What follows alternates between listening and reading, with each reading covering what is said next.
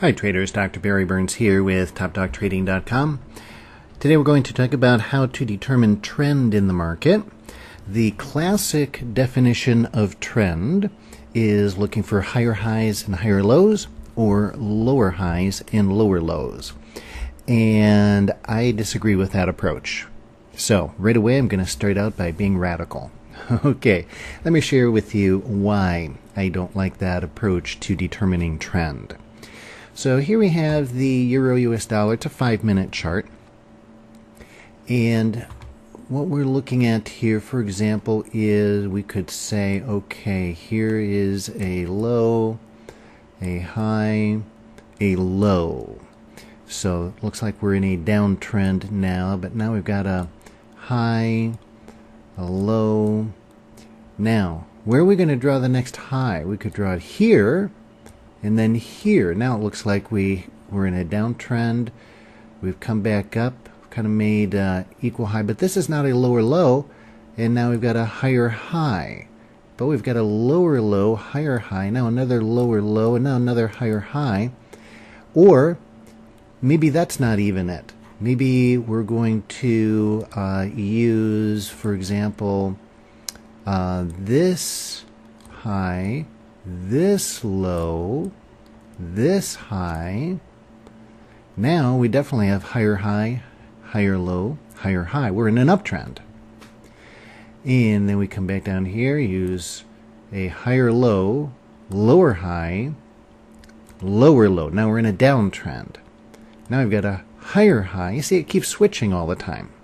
So there's two problems here. Number one is which highs and which lows do you use? It can vary from person to person. Over here, one person might use this low, that high, that low, that high. And then another person might say, oh, no, that's no good. That's nitpicking too much. You just have to use basic ones. Whoops, get my drawing tool configured here.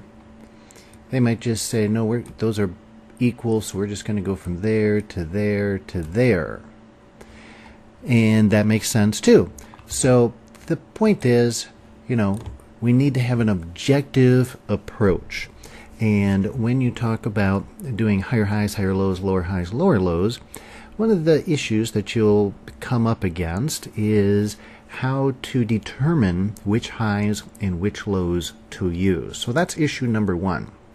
Now, you can come up with solutions for that to solve that problem. Let me share with you one solution.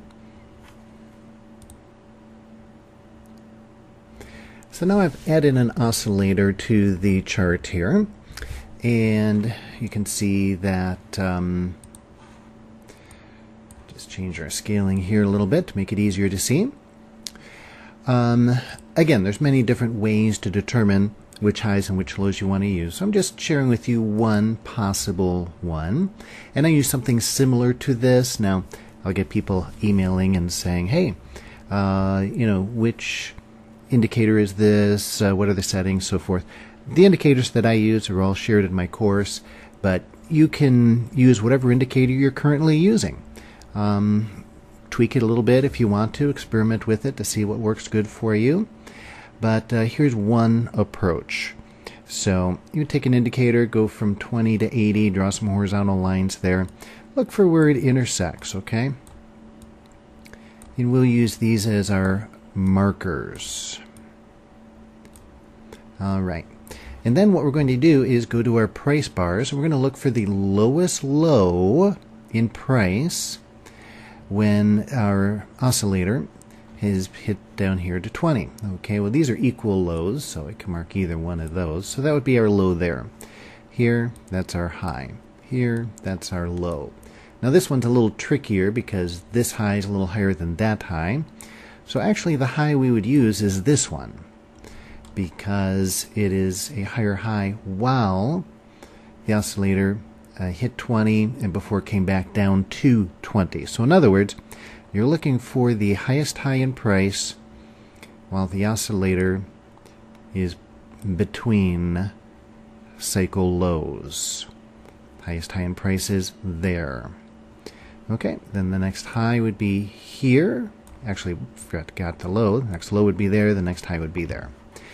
Okay, so that works out pretty well, because now what happens is we actually get objective highs and lows. So if you're using that system, everybody using the system will get the same results as to which highs and which lows they should use. Most importantly, though, is that you will have objective rules. Your rules will be the same every time you trade. Every time you're looking for which high and which low to use, it'll be objective. Now, there is a downside to this still. Even though we've gotten closer, this works great in hindsight. But the problem is, if you look at this, for example, and we already kind of did, this comes up here, and this hits 80. So on the hard right edge of the screen, when the market is right here, this is going to look like a high. And you're not going to be sure where that high really is until the oscillator comes all the way back down to 20. And so that's a bit of a problem when you're trading on the hard right edge of the screen. Again, it's great for hindsight and for analysis, not quite as ducky when you're trading live intrabar on the hard right edge of the screen. And so that is one of the big problems here with this approach that I think can still be usable, but definitely isn't good enough by itself. So we need to do something else. Now, if you look up the definition of trend in the dictionary, it will say to extend in a general direction. And that's very important, because what that means is that really the general accepted use of the term trend is not to measure short-term little trends, little movements where you get higher highs, higher lows. It is meant to be looking for movements that are extending in a general direction. So when I look for trend, I like to look for what I call the intermediate term trend, not really short-term trends. And what I use for that is the 50-period simple moving average, and I color code it. So red is down, green is up, and you'll get little flickers of the change in color. But generally what's happening here is this is saying that there is no trend right now. It's flat. This here, again, no trend right now. It's flat. It's flickering. We have specific ways of reading this. By the way, I should also say this is very, very, very important. Nothing by itself, including this 50-period moving average or even the whole energy of trend, is enough to trade with.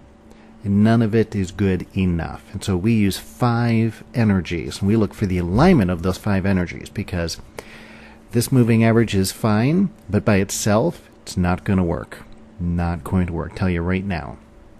But I find that it's a great way of measuring the energy of trend. But the energy of trend by itself is not enough to make money with. So I'll put a link in this in my blog post that's related to this video. My blog, by the way, is at topdogtrading.com if you happen to be viewing this video anywhere else. And the date today is December 2nd or 3rd. Actually, it'll probably be posted on the 4th. So look for December 4th at topdogtrading.com blog post, and I'll give you a link to a free video you can watch and see how I trade the 5 energies. But to finish this up, you see what's interesting here is we get a nice move up. All of this is just noise.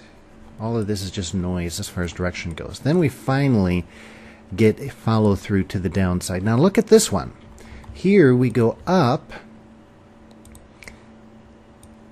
We've got up, down, up. What is that? Is this starting a new uptrend? Well, the 50 MA says, no, we're still in a downtrend. Still in a downtrend. And that would actually be a short trade. And it does. Again, it's the extension in the general direction. Regardless of the fact that we put in a higher high, that's just a short-term little move. It's not the general direction of the market. The general direction of the market is down. And this is why I use the 50-period moving average. It smooths out price and gives you that general direction.